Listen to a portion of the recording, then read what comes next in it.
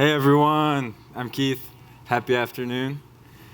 Nice to see you all. Truly honored to be here and share. Really amazing list of presenters. I'll be sharing about producers. And so yeah, my name is Keith Agoada. I'm co-founder, CEO of Producers Market. We're building a global marketplace ecosystem where we're connecting agricultural producers with value chains, with upstream buyers, and sharing those stories of the producers to the end consumer through this B2B value chain. And ultimately, we're a storytelling platform. About 6 years ago, my co-founder and I were spending time in supermarkets, where I spent a lot of my time, and we were looking at the brands on the shelves. And a lot of them told stories of how they had social impact, how they were donating X% back to the planet. And actually knowing the value chain, we knew that they were just buying from contract manufacturers. They're buying from co-packers. And that a lot of the brands out there were not authentically sharing the story of their producers, many times because they didn't know who their producers were. They knew who their manufacturer was. And so we came up with this concept of Producers Market, where we could create our own brand that would share the story of our farmers with the end consumer through our packaging, through our digital media integration. And in this process, we started an avocado brand, and we started selling avocados with a family in Mexico who grew the avocados. It's called Michoacan Organics.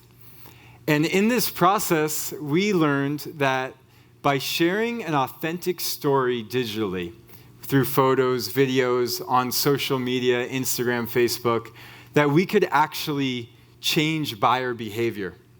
That through this interaction of the consumer, we got to the top of Google searches, and buyers from all around the world, retailers, food service providers, restaurants, they started contacting us to buy our avocados. And we were saying how, as a small brand of 10 family farmers, are getting emails every week from Dubai and Japan and the Netherlands and Canada trying to buy our avocados. It was because of the interaction from the end consumer that started to drive the buyers through Google search engine optimization to our platform.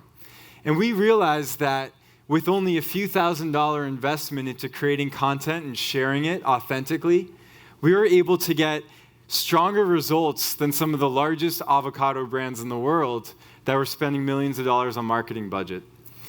That we could potentially disrupt the industry by sharing authentic stories with consumers and allowing that to drive value chains. So we created Producers Market as a marketplace solution of our storytelling.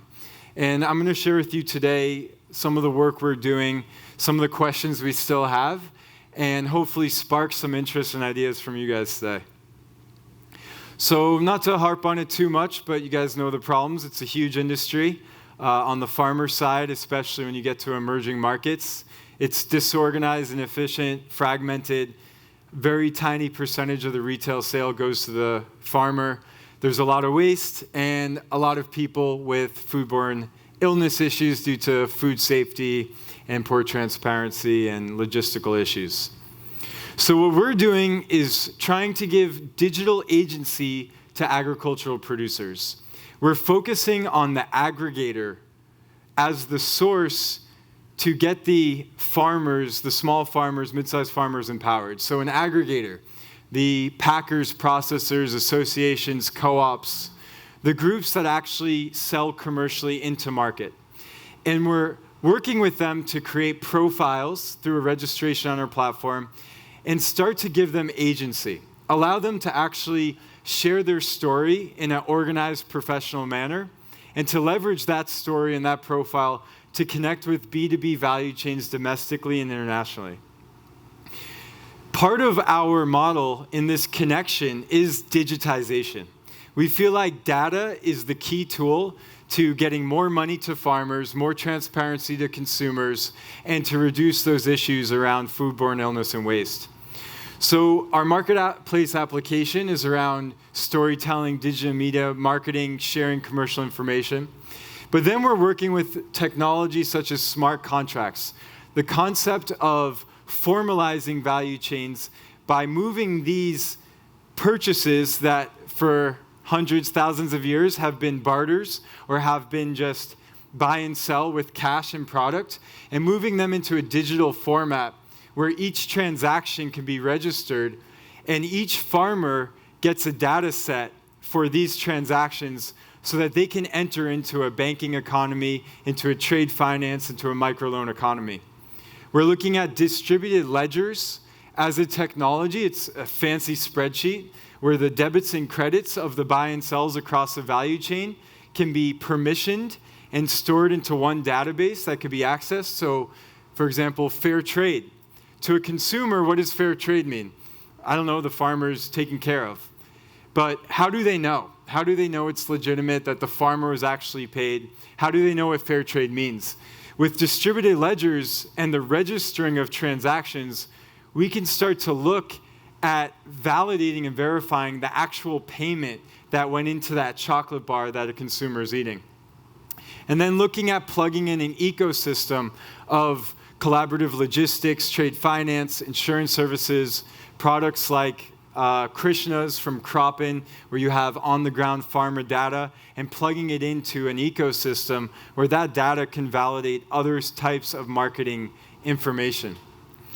And so we're looking at taking a linear supply chain that goes from the input supplier to farmer to aggregator to warehouse to logistics to distribution to warehouse to more distribution to retailer to consumer, where it's buy low, sell high, margin, buy low, sell high, and a lot of that data and information stops after each sale. So by the time you get to the consumer, you really don't know where your products are coming from. And our solution is to create a cyclical supply chain, where from the producer all the way through to the retailer or food service provider, CPG, to the consumer, this data, and the two key data points we're looking at is the data of provenance, so validating the physical movement of the product, and validating the transactions, seeing where the money moves. And validating these supply chains through the different points of the value chain, and also having the stories, the photos, the videos, the information that makes the story unique. If you have a really crappy product that has a really poor story and isn't good for you, then it doesn't matter if it's traceable. Nobody really cares. You're tracing something that isn't good. But when you have a quality product, it's the story of that product that's valuable. And the validation isn't the story. Blockchain, the last few years, has been this, the savior of the industry of the world. But what does blockchain really mean? To me, it means that you can validate that this story, which is actually the true importance, is legitimate and is real. And that's how we're looking at blockchain. And we're working with groups like IBM Food Trust. Jason from VChain is here as well, where they're building the infrastructure, the layers of this new technological system that can allow for distributed validation of information, of data. And we're looking at how do we take that data, package it in a way that the farmer can access it without even knowing what blockchain is or distributed ledger is, just with a few clicks. And with those few clicks, ultimately, it gets to the consumer, who with another few clicks has the validated information of that story. So these tools that we're building, it's to benefit the whole industry. Yes, at some points we might look at disintermediating, where there's a little bit too much in the middle, taking out a little bit too much. But in general, we're just looking to empower the industry with an ecosystem. We want to integrate any technology that's going to benefit the farmers, benefit the markets, add in transparency as the incentivizing tool to return more money to farmers, have better, healthier products to consumers. We want to have better access to data, to growing practices, to financial resources.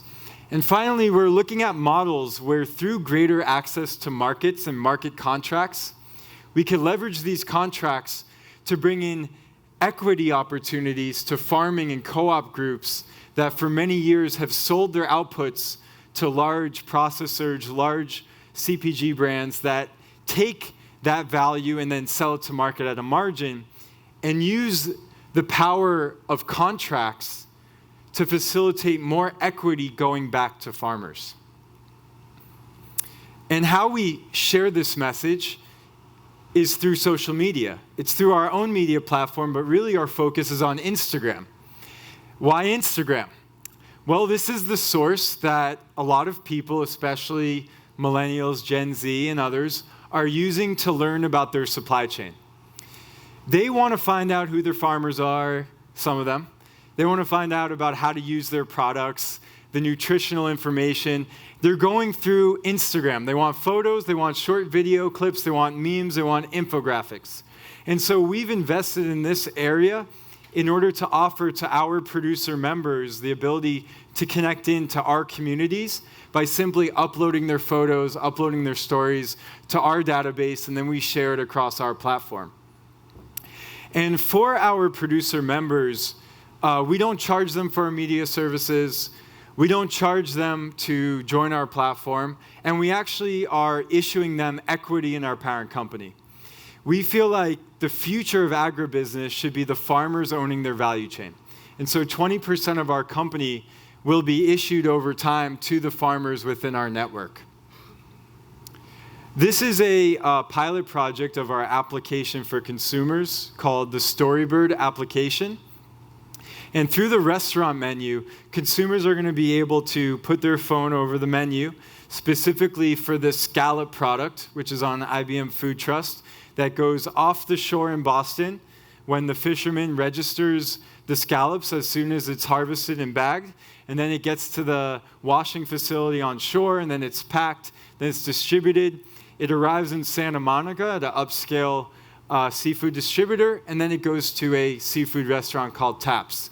We're registering those nodes on blockchain, and we're sharing the story of each node. And finally, when it gets to the consumer, they're going to get to see the story of the product and also the data validation and the mapping of how this product traveled. This is one value chain. We have a few others, but we're trying to figure out, how does this become a scaled solution? How do we offer this to the industry where the farmers don't have to pay for it? You know, for all the talk of traceability, for all the retailers and CPGs that have invested into integrating solutions on blockchain traceability, who here has gone to a Whole Foods or a Safeway recently and found a product that had blockchain traceability on it? Yeah, I'm still looking for it as well. So what's preventing it if these retailers are already investing? It's because the farmers and the distributors are not coming on the system. Why? Because the farmers and the distributors, as always, they're trying to be made to pay for it. So they don't know where the monetary benefit is, but they're being told they have to pay for it. And this is the equation that has troubled farmers for many years, many decades, many centuries, is that the farmers are asked to do things for the market, but don't see any tangible benefit. So we're working with groups, technology providers, other solution providers to see how can we package these solutions in a way that the benefits to the farmers are more profitability, not more cost. And from that profitability, now all of us as technology providers, let's take our profit out. And so we're looking at a creative way to try to scale up traceability to become a really scaled solution in our industry. So one other case study that we're excited to share with you is with a group called Zero Budget Natural Farming. It's a group of 530,000 farmers in India. They're all data-based. They're scaling up to 6 million farmers. It will be one of the largest co-ops in the world. And what they want to do is digitize every single input purchase transaction, every single sale of output transaction of all 6 million farmers. And to then look at these supply chains as a way to empower them by adding value, creating a brand, and selling it to markets locally, nationally, and internationally so that a consumer here in Miami can buy basmati rice, click on the package, and know exactly which farm it came from and how the farmer is treated and what their life is like. And when you talk to this community and we told them about what we're going to do with their transactions and their stories and their data, they were most concerned with knowing their customer. They didn't just want to know that the customer knew them. They wanted to know who their customer was. They wanted to receive a text message from the person in Miami who bought their rice and told them how much they enjoyed it and how happy they were. So what we are seeing and finding is that this connectivity is a two-way street. We want to figure out not just how to connect consumers to the farmers, but that actually these farmers in emerging markets or in the US, they want to know their consumers and they want to be empowered both ways.